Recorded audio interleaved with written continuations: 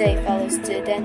I am Adrian Kate Pitabala, and I'll be bringing you today weather update with a special focus on low pressure area or LPA that's being monitored by Pag-asa. Current weather and LPA status as of time 3:21 in the afternoon.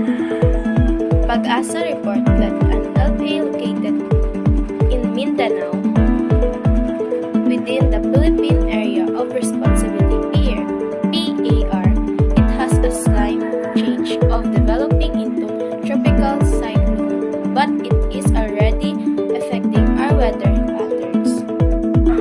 Forecast by region. Caraga and Davao region, scattered rain shower and thunderstorm are expected due to the LPA. Cagayan Valley, Aurora, Northern Quezon, light to moderate rain from the LPA combined with the northeast monsoon. Amihan, please stay alert for possible flooding or landslides. Visayas and rest of Mindanao, isolated rain shower from the LPA and localized thunderstorms.